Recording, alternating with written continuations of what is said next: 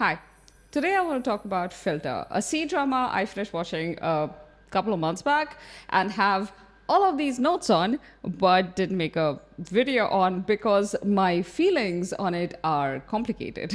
It's a comedy of errors that is genuinely funny. I haven't laughed this much in years. I mean, full body rolling on your bed kind of laugh, the kind that alarms your neighbors and scares your dogs, that kind. But the entire time I was watching, it felt like the drama had a real story to tell, something that was deep and juicy and something you could really chew on and discuss.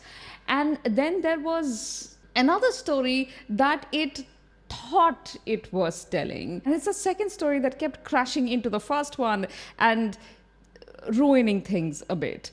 Anyway, so I was avoiding talking about it because I hadn't sorted my feelings out. But then I started a Patreon page and my first patron recommended that I talk about this drama. So you have to thank for the following.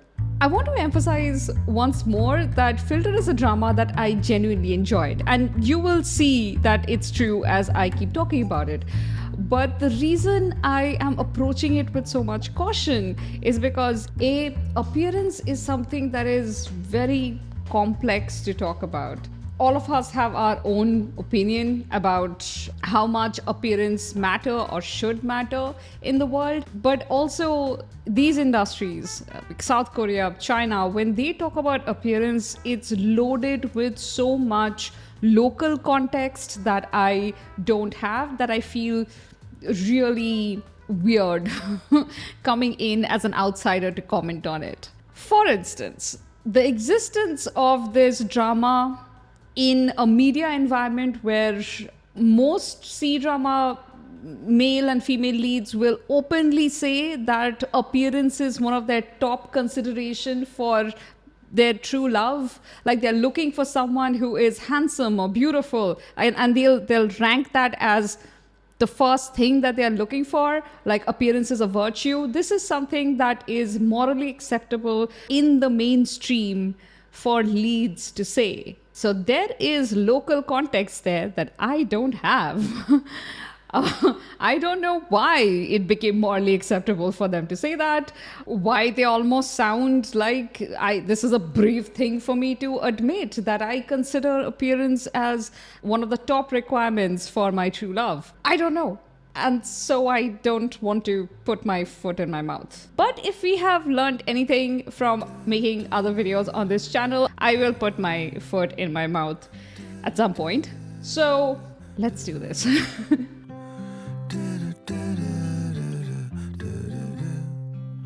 Now, let's first talk about what Filter thinks it's about. It's a story of an ordinary looking girl who finds a magic bracelet that allows her to change her face and her form. And by the end of the drama, she will have learned that what's inside matters more than what's outside. In the process, she would have also have found self-confidence, true love, and shown her true worth to a lot of naysayers out there. But what is this drama really about? If you ask me, the story of Filter is about a man who thinks he doesn't prize appearances, who falls in love with the same woman multiple times, and by the end of it is so emotionally exhausted that he kind of stops caring about appearances out of trauma. No, okay, sorry. Let me redo that. It's about a guy who believes that he doesn't care about appearances. He thinks he is not shallow at all, but has absolutely judged people based on appearances, learning through a series of terrible ordeals to look beyond the face and see the actual character of the person he falls in love with. Which, as far as I'm concerned, is a great story. And you can see that this was likely the foundation, the actual beating heart of the story when it was originally written by the writer/writers. And my hypothesis, which is pure speculation, is that this script was then looked at by higher ups, possibly producers or other executives, and they went, good story. But what if the main lead never cared about appearances to begin with? And you will have him say that multiple times in the first 7 episodes where his actions are clearly contradicting his words. Also, oh, you're using the magic filter bracelet so that the woman starts appreciating her own personality by the end of the drama. What if she realizes she loves who she is within the first few episodes? 我之前一直想着要变美，今天突然真的变美了，我居然像是浩龙的叶公，吓得我魂飞魄散。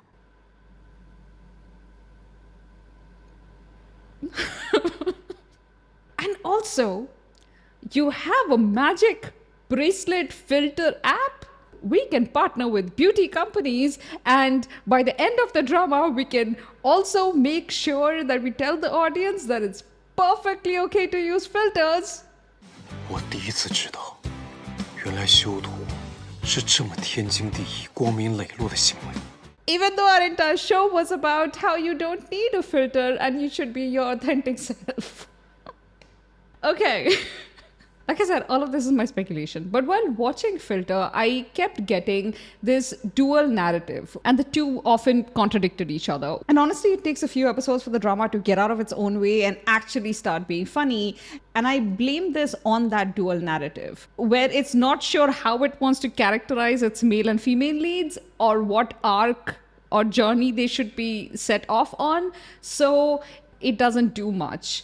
But if you can get through the first 6-7 episodes, you are suddenly going to land in a space where the writer was allowed to just tell their story without a lot of unnecessary feedback.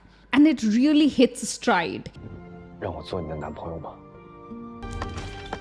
苏阳。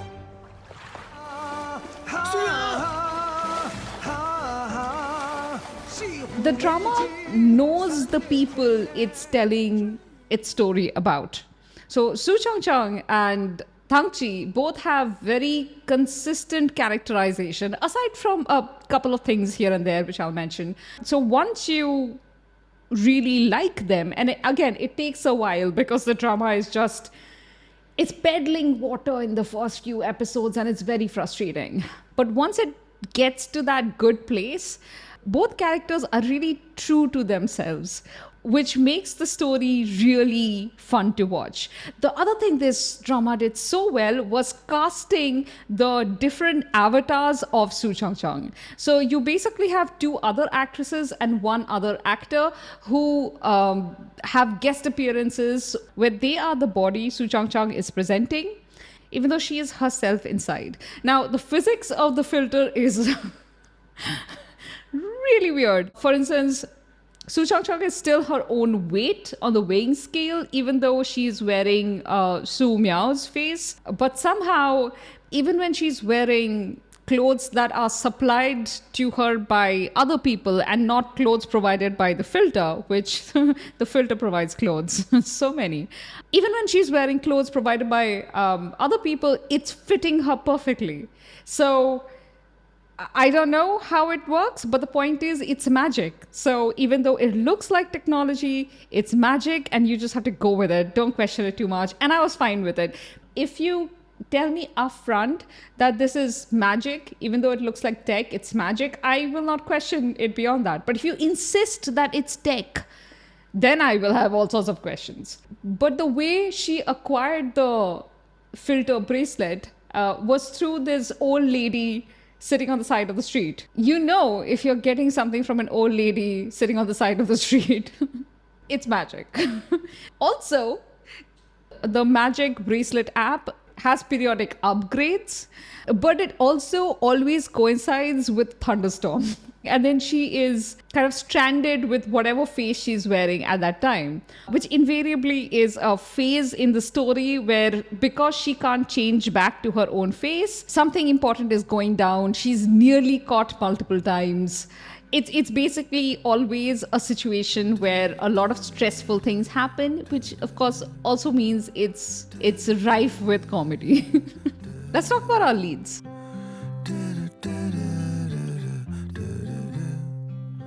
Landy Lee, who plays Su Chang, is really well cast.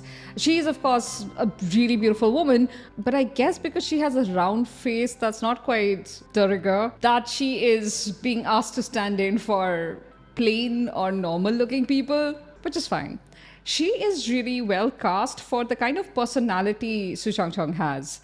She's been gifted with a pretty strong body, and she would have gone into weightlifting if her mother hadn't objected, which just I have things to say about her family.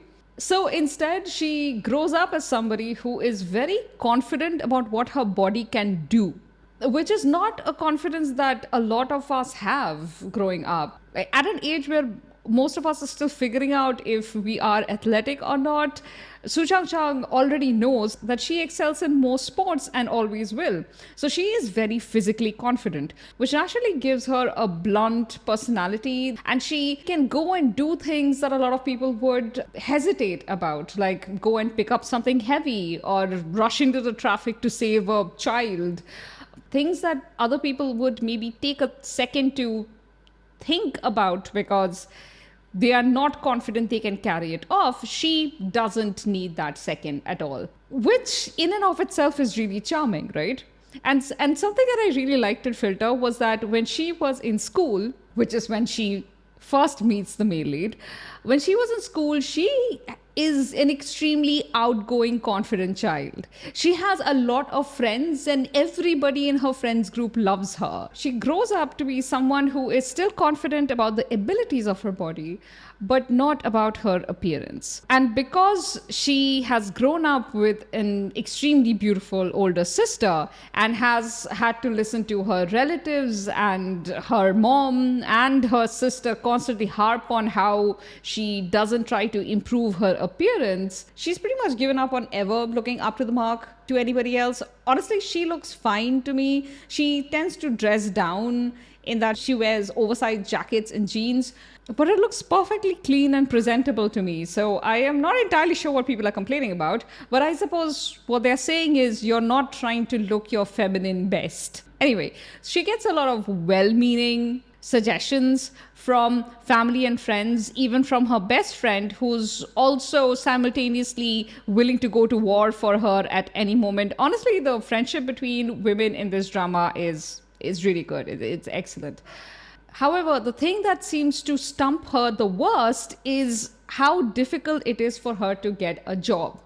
Of course, she's trying to get a job in the cosmetic industry. I'm sure she has a reason for this, but I don't think it comes up after the first episode. So let's just say she has a reason for this. She wants to work in the marketing department of a cosmetics company, but every time she goes in for an interview, she gets rejected as soon as her interviewers see her. And again, because she's actually a very confident person, she can walk out of the interview after having given her interviewer a really good dressing down. But of course, it really weighs on her that her appearance is strongly affecting her work opportunities. But what I want you to remember about her characterization at this point in the drama is that she's not a person who is overly using makeup or filters. She's not somebody who's trying to change her face to look like it's not. She's not someone who obsesses over her look. She's just deeply disappointed in a society that seems to obsess over her looks. Keeping that in mind, do you think it makes sense for the drama to tell us at the end of the show that now Su Chang is hesitant to wear makeup or use filters like she was doing so much of it at the beginning of the drama? Does it? No. No, it does not. I'm answering for you. So that being her personality, when she gets the bracelet, what do you think she does with it? Well, the first time she uses it, she doesn't even know that it had turned on, and people were reacting to her in a certain way. So she runs to her best friend, and her best friend is like, who are you, you stranger? And she's like, no, I'm your best friend, Su Chang. And she proves it, and then the two of them figure out everything that the filter app is offering, and it has like this huge app-like interface. It's great. So she uses it, tells her this gorgeous woman, has a mini fashion show. They basically have a lot of fun. However, the first time she had turned, she had accidentally been seen by someone, which triggers the next part of the story. And now Su Changchang gets offered a job as Su Miao. Again, Su Miao is the name that she has given the face. This person doesn't actually exist. And at the same time, her sister finds her a job for a cosmetic company. It's an internship and she gets it through connections. So, of course, that obviously prejudices her colleagues towards Su Changchang. But Su Changchang goes in, finds out that Su Miao is absolutely crucial to the project. Like, she absolutely has to be there, or the entire marketing side of the new product falls apart. She decides to be Su Miao to help the company that she just joined. Even though her absence during the shooting, the product shooting, directly affects her real life, she still does it selflessly to help the company. And of course, because she's getting all of this attention as a beautiful young woman, she's enjoying that. But at the end of the day, she basically takes on a lot of extra labor for no pay and no real appreciation while getting scolded for being absent from her actual job, because she wanted to help the company. And this theme of Su Changchang repeatedly using the bracelet to help other people continues. All of the appearances she takes on is basically to help get other people out of some kind of jam. Whether it's her sister because she's trying to help a client who's currently comatose and her husband is about to take over her company. So Su Changchang turns into Qingli, a researcher. Or later on, when Qingli, the real Qingli, needs to dissuade an admirer who she's not interested in, Su Changchang takes on the appearance of this guy, Quan Sheng Tang. The meaning of the name is actually really funny, but watch the drama. I'm not gonna spoil all of the jokes. Anyway, she takes on his appearance to pretend to be Qingli's boyfriend, and that rolls off another part of the story. Every time Su Changchang takes on a new appearance, it's for the sake of other people, not herself. So explain to me how she's learning anything through the use of the filter bracelet. Is she learning that people will react to her differently when she wears different faces? No. Even though at the end of the drama, that's something the drama tries to tell you she has learned, she never needed to learn that lesson to begin with. She was always a very confident young woman who had no problem with her appearance. She was perfectly happy with her body. She had a problem with how other people perceived her. This is not a tale of a woman developing self-confidence. She was always self-confident. Okay. Now let's talk about the male lead, because he is both the butt of a lot of jokes, but also he provides the emotional core of the story. So Tang Qi is supposed to be the frail genius to Su Changchang's sincere brute. And the actor Tang Qi actually does an incredible job of it. I don't think I've ever seen him in anything else where he has displayed a more diverse range of emotions. You don't like him when you first meet him because, like I said at the offset, the drama doesn't know what to do with its own characters, so it actually makes everybody very unlikable. However, the deeper you go into the story, the more you start liking Tang Qi. He's introduced to us as this genius researcher who's basically the backbone of this cosmetic company, the same one that Su Changchang starts working in. And he is co-owners with his two friends. His friends are more business savvy, I guess. But at the end of the day, Tang Qi, if he wants things to go in a certain direction, his friends will end up supporting him. So Tang Qi went to school with Su Changchang, and his memories of her are wildly different from what she really was in reality. Su Changchang had a raging crush on this guy because he's a beautiful boy, as the OST of the drama keeps telling us. And honestly, I really like the music in this drama. Except she has a really brash and awkward personality, especially around him because she has a crush on him. And he repeatedly misunderstands her actions as intimidation tactics. And here I have to point out that if our male lead did not care about appearances, he may not have attributed bad intentions to someone who was just being themselves. We are made to understand early on in the drama that our male lead has such a scientific mind and is so focused on whatever subject he's researching that he does not display very high EQ.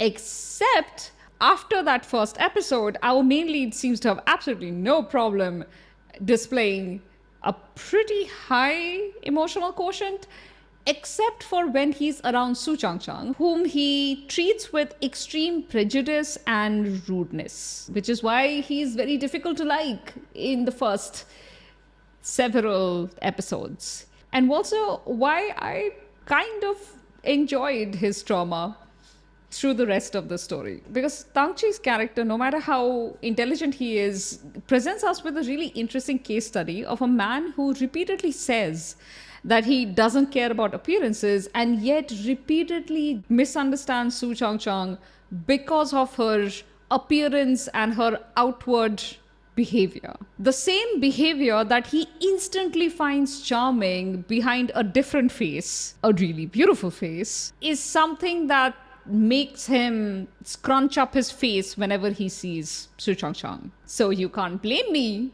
for really enjoying it when he is just put through the worst kind of trauma, because every time he falls in love with a woman, she dies. It's actually really tragic, and I really felt for the guy. But the other aspect of his character that causes his own trauma, as far as I'm concerned, is that he is an extremely obsessive man to a really scary degree. If he has questions about something, if he is interested in a woman, it's not enough for her to just say no and walk away from him. He will pursue her to an annoying degree, to the point of barging into her friend's house to see her, even though it's very clear that she does not want to see him. So for a character like this, who has clear flaws like this, the drama doesn't think these are flaws. The drama thinks this is very romantic behavior. But I, the viewer, think this is definitely a flaw. You really can't blame Su Chang or her friends for thinking that the only way they can get Tang Qi off their back is by killing off Su Miao, and at a later point, kind of killing off Qingli, and repeating this for a third time with Quan Shang Tang. It's extremely stupid, but you can't really blame them because, god damn it, Tang Qi is obsessive. And also, something else to keep in mind is that every time Su Chang takes on a new appearance, Tang Qi is always an accidental victim to the whole thing. Or when she turns into a guy, it's because Tang Qi refuses to leave Qingli alone. He's never the target of a change of appearance. But if you were watching this on Viki, like I was with the comments on, you would see the word catfishing used so many times, as if Su Chang was deliberately doing this to Tang Qi every single time, and she was not. If anything, his obsession was what always made things 100 times worse. Situations like with Su Miao, where she could have done it one time and walked away, she had to repeatedly take on Su Miao's appearance because of Tang Qi's obsession. Like the first time Tang Qi met Su Miao was also the first time Su Chang's face changed. She hadn't yet realized the bracelet was magic. And it was when Su Chang had run into the traffic to save a child. And when she turns around, she's Su Miao. And that's who Tang Qi sees. And he's instantly in love. And this scene is really interesting because it allows our hero to constantly claim that it was her action that made him fall in love. However, somehow, I don't think he would have had exactly the same obsessive reaction if instead of Su Miao, she was wearing Jingli's face. Because when Tang Qi meets Jingli at a later point, it's because she behaves in the same way that Su Miao behaves that his interest is caught. And of course, he was already in love with Su Miao and believed that Su Miao had died in the most hilarious way possible. I won't spoil it. And now here was her personality in Qingli. But if he had met Qingli first, while she was saving that child? Would he have formed that kind of obsessive attachment to her? We don't know. Here's the thing, we don't know. Like, as an audience, you are free to believe that he would have. You are free to believe that no matter which version of Su Chang he had met, aside from Su Chang herself, because he thought she was a bully, which is also connected to his impressions of her appearance in school. But there are some things that we as humans know about ourselves. The fact that we attribute good intentions and virtues to people with prettier or more handsome appearance is something that none of us will deny. We know we do it. We constantly see other people do it. So when there is a fact that is universally known, that we will see someone really pretty or handsome and automatically believe the best of them, it's the drama's responsibility to prove to me, the viewer, that your male lead would have had the same obsessive love for her, no matter how she looked. And so when you present Su Miao as the face that he initially falls in love with, you have kind of already failed at making your case. And also, think of a writer who's creating their storyline using a different face, using Cheng Li's face. And again, I keep saying it as if Cheng Li is not a beautiful, like the actress herself is beautiful, but the way they dressed her down, imagine her being the one that he falls obsessively in love with. The writer would probably think that this is not convincing to the audience. That when Su Miao turns around, it's perfectly believable that he will instantly fall in love. But when Cheng Li turns around, it might be harder to convince the audience that it'll be love at first sight. And when the audience can see this conflict in the writer's mind when creating this scene, you have already failed your case. You haven't convinced me that our male lead never cared about appearances to begin with. He clearly cared about appearances. So why? Why have him repeatedly say as the drama goes on that he doesn't care about appearances?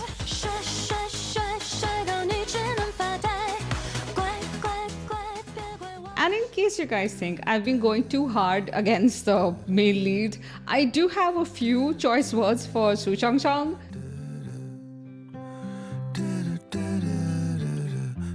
She's supposed to be the character who has the higher EQ, and yes, there are moments where she does drop some excellent lines, like really great smackdowns, but she's weirdly apathetic to what the repeated deaths of people he knows and deeply cares about is doing to Tang Qi's emotional santulan, stability. Like 3 days after Tang Qi watches Su Miao die in a really dramatic way, Su Chang clocks that Tang Qi looks sad and wonders to herself, is he still not over Su Miao? Sis, it's been 3 days. She does this again after Cheng Li's death, and then again after Sheng Tang dies. She's just like, what? The death of a person, especially a person he was in love with, is emotionally impacting him? He's still not able to move on? What is wrong with this person? I mean, Su Chang. What is wrong with her? That was a really bizarre choice. But I suppose, again, if you look at it from the writer's point of view, if Su Chang was aware of how deeply Tang Qi was being affected by deaths, then she wouldn't be able to repeat this over and over. And again, I will underline that Tang Qi created the necessity for these endings for these, personas simply by being the most obsessive person in the world. But Su Chang would simply not have been able to do this repeatedly. She didn't just make them disappear from his life, like they didn't just leave the country or something. She made them not exist in a very emotionally brutal way. And the final time, she did it in a way that made Tang Qi believe that he was directly responsible for a person's death. And friends, like I said, given the kind of character we had been introduced to, this was a torturous journey that he had to go through to be the Tang Qi he was at the other end, who genuinely is a much nicer person, not just to Su Changchang, whom he's madly in love with. He's just generally a much better human being by the end of the trauma cycle. But the only way Su Changchang could put him through that repeatedly, and often while giving her bestie high fives because they were so clever to come up with this plan, is by being completely blind to the emotional toll this was having on Tang Qi, whom she still liked. Even though he was an absolute ass to her for like the first 15 episodes, she still liked him. Tang Qi, when he's not being an ass, is actually immensely likable, so you don't even question her taste. But the drama really could have given us a little more build-up to her liking Tang Qi. Because yes, she had a crush on him when they were in school. But while everything was going down and Tang Qi was repeatedly meeting different faces that she was wearing and repeatedly falling in love with the personality behind those faces, our girl was just trying to survive. Like, if she wasn't trying to help either her friend or her sister get out of some kind of situation, she was focused only on not being found out by Tang Qi. Because she assumed that as soon as he found out, she would A, be fired from her job, which she really needs, and B, who knows what else he might do. He's a really scary boss to her because he's a jerk to her constantly. She has no reason to believe that he'll just learn the truth and be totally okay with having fallen in love with Su Changchang, whom he seems to hate. So you completely understand her perspective. Anyway, we see ample reasons for Tang Qi to fall in love with Su Changchang. I just needed more scenes where Su Changchang also falls in love with Tang Qi. Because you see, while she is Su Miao and Tang Qi is being really chivalrous towards her, or just, you know, basically being really sweet and all that, she is extremely cynical about his behavior. Like, she thinks he's entirely reacting to her face and not her personality. But once she becomes Qingli, who is a married woman in the process of divorcing her husband, she repeatedly has really positive interactions with Tang Qi. Like, Tang Qi really shines during this avatar's phase. This would have been a good opportunity for Su Changchang to also start looking at Tang Qi differently, but she really doesn't. Her behavior towards him doesn't change, nor does her perception of him change substantially. Like, at the end of the run of this avatar, when the real Jingli comes back and Tang Qi happens to confess his feelings to her, Jingli goes back and has a discussion with Su Changchang, her best friend, and her older sister. And everybody is like, oh, it must be because, you know, Jingli is such a great researcher. He's in love with her. But Jingli's like, but I wasn't there. And interestingly, he recognizes that the Qingli he's confessing to is not the Qingli he's in love with, which honestly was so much fun. Like, you've been telling me that this guy is really smart for a very long time. But of course, he's being presented with a situation that's unbelievable. Like, you wouldn't even consider it amongst the many possible explanations for what he's experiencing. So he doesn't think of it. Until the confession scene with Qingli, where his face completely changes. 不是的，到底是谁？ I love that scene so much. I know I've been complaining for the entirety of this video about all the things Filter does wrong, but when Filter does things right, it just smashes it out of the park. And for some time before that confession scene, Tang Qi has in his mind marked out that there are two Qinglis, one that he has feelings for, one that he doesn't. And he knows the one he has feelings for the moment he sees her. So when he's confessing to the real Qingli and she reacts in the entirely wrong way, he confronts her And I love that scene so very much. And Chingli manages to get away and comes back, and the group of women are discussing what's going on, and everybody, including Su Chang's best friend and her older sister, are like, oh, well, he's in love with you because you are a well-known researcher, and of course a nerd like him would find you fascinating. It's only Chingli who points out that he knew I was not the one he was in love with. I think he's in love with Su Chang. And again, this completely gets dismissed by the people closest to Su Chang. And so, of course, Su Chang herself also dismisses it. But this is the first time that the idea that Tang Qi might actually have feelings for the real Su Chang is even broached. At an earlier point in the drama, when Su Chang is still wearing Su Miao's face, there is this scene where Su Chang is wondering if she misjudged Tang Qi. She completely believes that he's in love with Su Miao's face and not really the person. However, after Su Miao dies, there is a point where Chang turns into an alpaca and stays in Tang Qi's house for a day. It's hilarious. The music is amazing throughout this episode. But this is also a time of grief for Tang Qi. He's lost the woman he's in love with. He barely knows her, has been out on like 2 dates kind of with her. And in the second one, she died. But he is coping, and having that alpaca in the house makes him very emotional, and he talks to her. Anyway, as an alpaca, Su Chang happens to see a painting that Tang Qi has made, and it's the painting of Su Chang saving the child the first time he meets Su Miao. And that image doesn't have a face, because according to Tang Qi, when that incident was happening, initially he hadn't seen her face, but he was already in love with her. That moment is crystallized in his memory, and she's faceless there because, I don't know, sun was in his eyes or whatever, and he hadn't seen how she looked.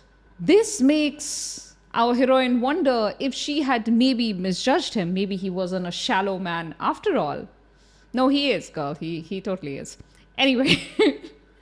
And her sister, her older sister, is the one who's like, yeah, if his angel had turned around and had a totally normal face, his racing heart probably would have calmed down real fast. The reason I bring this up is the way the drama wants Su Chang to fall in love with Tang Qi is by breaking her prejudice against him and letting her see that he's not a shallow man. This is what I call a case of false equivalency. The drama wants you to believe that these two, Su Chang and Tang Qi, are equally prejudiced against each other.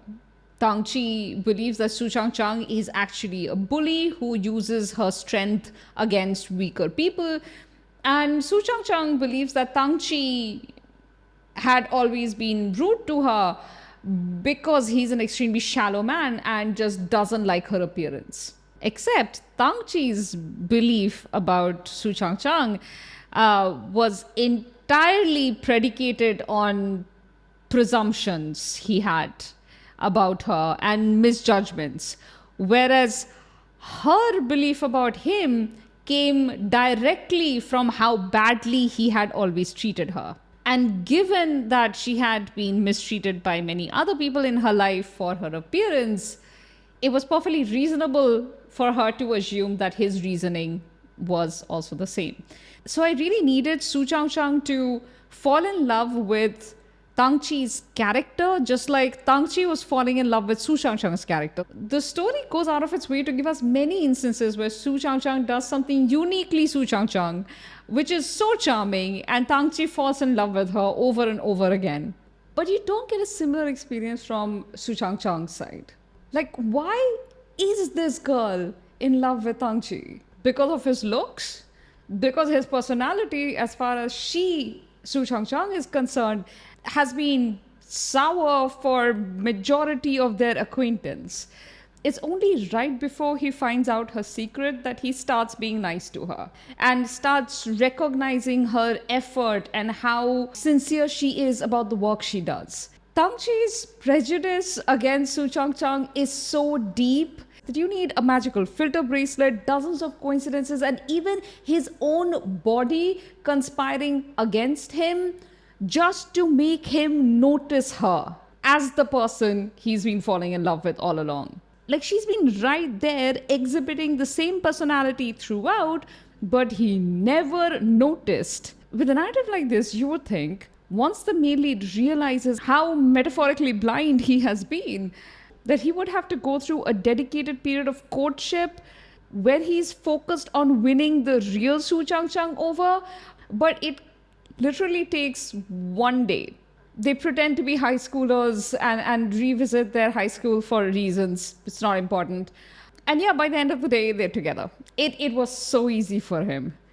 And that's just, this is why all of his misery throughout the drama, it had to happen. Otherwise, I would feel so bitter about Su Chang Chang just being like, yeah, okay, I guess I'm in love now. Just why? If they had shown us Su Chang Chang's feelings for him reigniting and developing over time as she wears different faces, that would have been something, but it was just not there. Again, from the writer's perspective, I suppose if they had shown that Su Chang Chang was developing feelings for him in an obvious way, then she couldn't have repeatedly traumatized him by killing off multiple avatars. I see the problem the writer faced, but my gripe remains.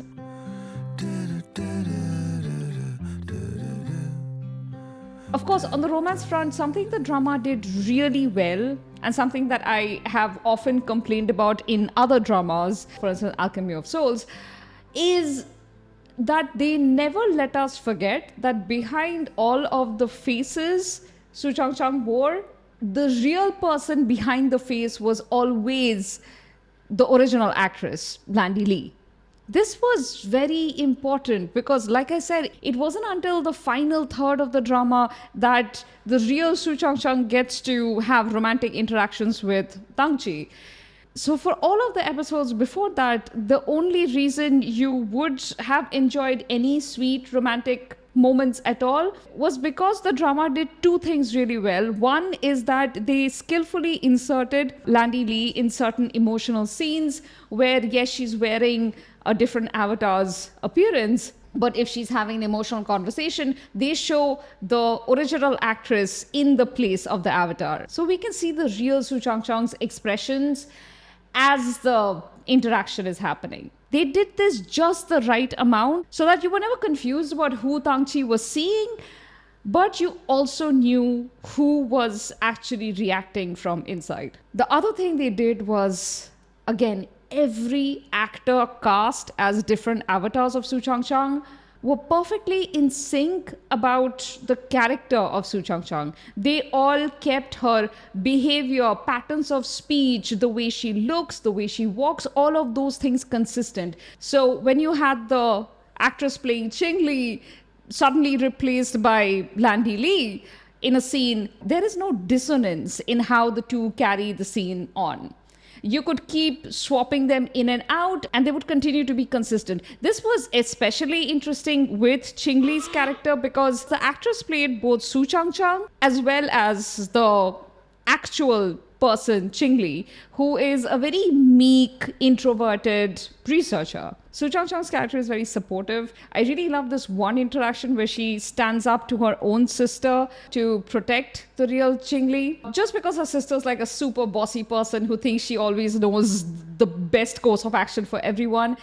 And it takes Su Chang Chang to step forward and say that, hey, what seems like the best course of action to you may not be what Cheng Li actually wants. Yes, she's your friend, but I understand her better. Listen to me. And that was a really satisfying scene. You don't get a lot of these because there is a comedy of errors to play out, but I appreciated every one of these moments we got with Su Chang Chang and another character. But whenever you would get scenes like this, it makes you realize how much more potential Su Chang Chang had. I think the actors, especially Landy Lee, elevated the original Su Chang Chang in the text, because there doesn't seem to have been a lot going on with her there. But in performance, she is a lot more interesting and charismatic.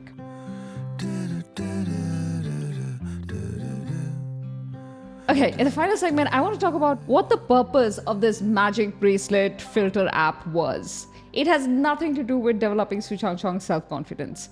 It has everything to do with changing the perception of all of the people around her who have either refused to see her for herself or give her a chance or have mistreated her for years, believing that what they were doing was for her own benefit.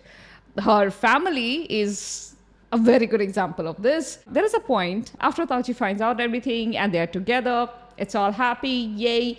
And suddenly Su Chang Chang turns invisible. Not just invisible, she can't even be heard.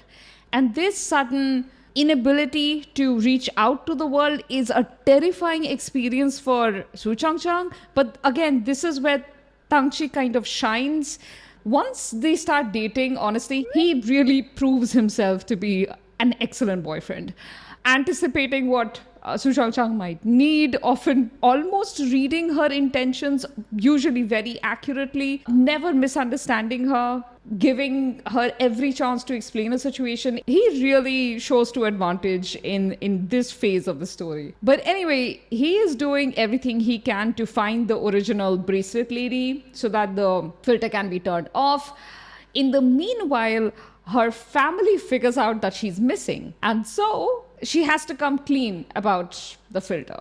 And it's in her absence, where they can't see her, where they can't hear her, that they are finally willing to listen to her while she talks about her feelings of feeling underappreciated, of feeling judged by the world for her appearance, including by her family. And honestly, this would be a really touching moment because, you know, her parents, especially her mom, her sister, even her best friend, all of them realize how much their words have hurt her. The only problem is that her family acknowledges it while giving disclaimers like, we did it for your good, you understand, right? And no, she's telling you of the harm your words have caused over the years.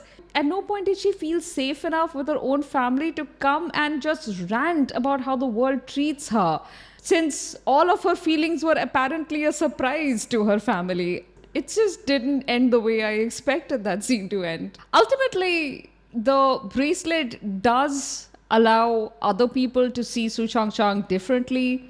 I don't know how much of a difference it made in her family. I guess it finally allowed her to unburden herself, and that's a huge thing. But it does seem really interesting to me that the bracelet changed other people's opinion about her, but it ultimately didn't really change Su Chang Chang. I mean, she's traumatized by the time she gets rid of the bracelet. So for a period, she doesn't touch makeup or filters. And then Tang Qi comes in with his, hey, using photo editing is noble actually because lens distortion argument, which is fine. It's all fine.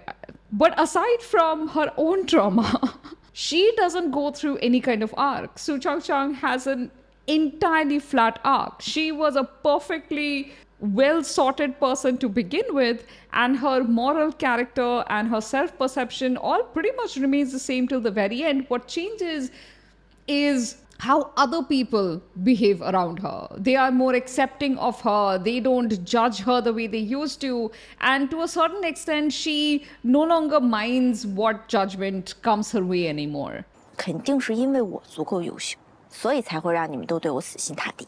逻辑缜密，完全正确。 So yeah, a happy ending. I enjoyed Filter. I enjoyed the core story it had to tell.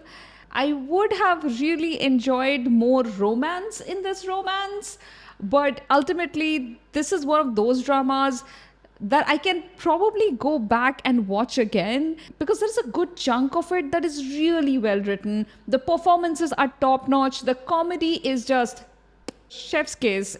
The only thing I object to is anyone saying that Filter is a story about how the person behind the face matters more than their appearance, because they totally fail to make that case. If it takes literal magic for your male lead to see beyond the appearance of the female lead, then you've kind of proven the opposite. That in majority of cases, appearance matters first. And hopefully, once they are in love with you, your appearance will cease to matter.